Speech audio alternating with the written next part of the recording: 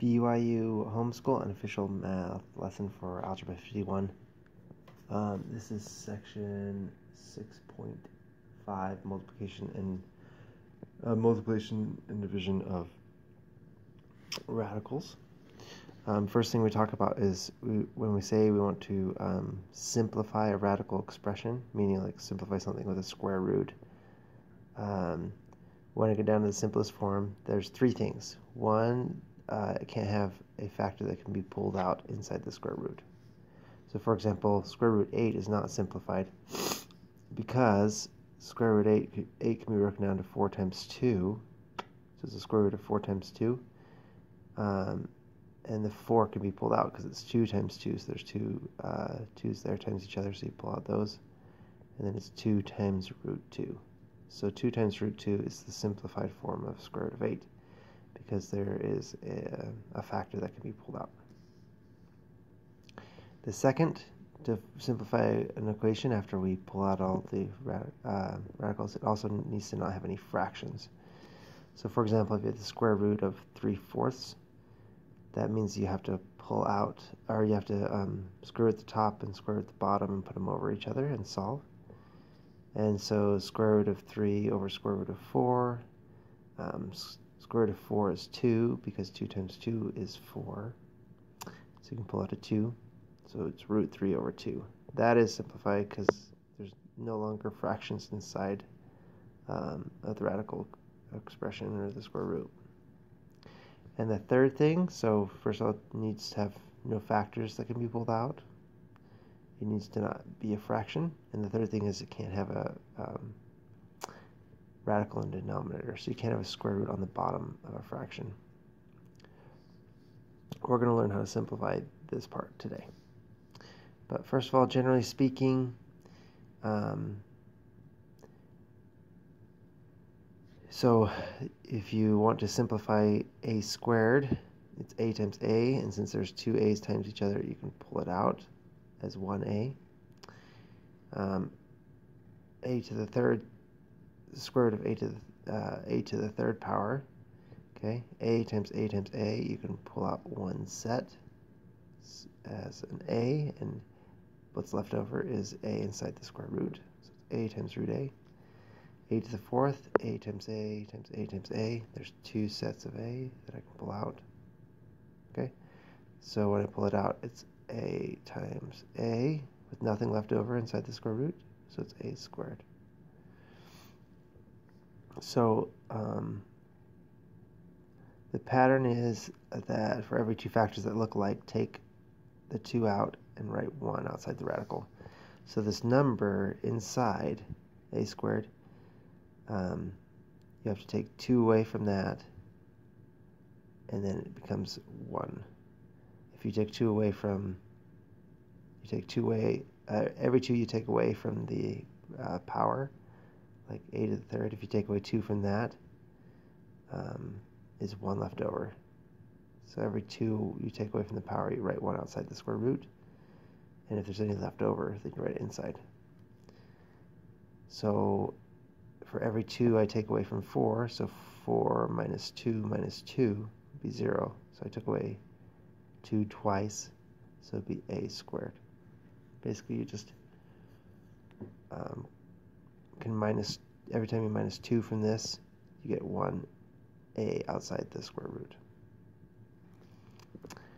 Alright, if the radical was a cubed root rather than a square root, so cubed root basically means instead of like square root of 4, where 2 times 2 equals 4, so therefore the square root of 4 equals 2, the cubed root looks at, you have to have 3 factors to take it out. Like so if it's a cubed root, I have to write it here. So this is like a square root. It's like pretend like there's a number 2 there. Okay, so 2 factors to take something out. A cubed root, you have to have 3 factors. So for example, the cubed root of 8, well, you could say the cubed root of 2 times 2 times 2, you need 3 pairs, or 3 of the same number to take it out. So there's 3 2's, so the cubed root of 8 is 2.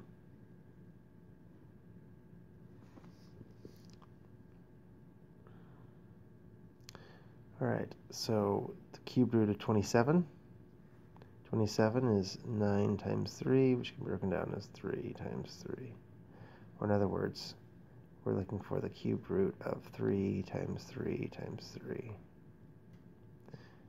So there's 3 3's. I can take out that as 1 3 on the outside because there's 3 on the inside and it's the cubed root. So for this one, cubed root of a to the fourth, we have a times a times a times a. We need 3 a's to make it outside a cubed root, and then there's 1 a left over. So it's a, because we have these 3 that can be taken out as 1, and 1 a left over inside the square root. Here we're going to talk about multiplying radicals. So whenever you have one square root times another square root, the things inside the square root can be times each other. So square root 2 times square root 3 equals square root 6, because 2 times 3 is 6. You can also multiply the things on the outside, okay, and then multiply the things on the inside of the square root, but keep the outside on the outside, the inside on the inside. So on the outside of the square root, we have 3 times 4 as whole numbers. So 3 times 4 is 12. That stays on the outside of the square root. And then on the inside of the square root, we have 2 times 3. 2 times 3 is 6. So our answer would be 12 times the square root of 6. And that can't be simplified, okay, because 6 breaks down to 2 and 3. It doesn't have any factors that can be pulled out. Here if we have a root 3 times b root 5, again the outsides times each other, a times b, and then the insides times each other, times the square root of 3 times 5, or 15. Alright, division of square radicals. We want to make sure we do not leave radicals in the denominator. So this is not simplified. So if we have a square root of 4/5, we take the square root of the top and divide it by the square root of the bottom. Okay. And square root of 4 is 2 times 2, so we pull out the 2. 2. Square root of 5 doesn't simplify, so it's 2 over root 5. But because the root 5 is on the bottom, it's not simplified. So I like to, they show you a different way over here. I don't like the way they did there, so 2 over root 5. If I want to simplify 2 over root 5, remember if I times anything over the top and bottom, it just becomes 1. So I'm going to times the top and bottom by root 5. So root 5 over root 5 is 1. See if I did the calculation.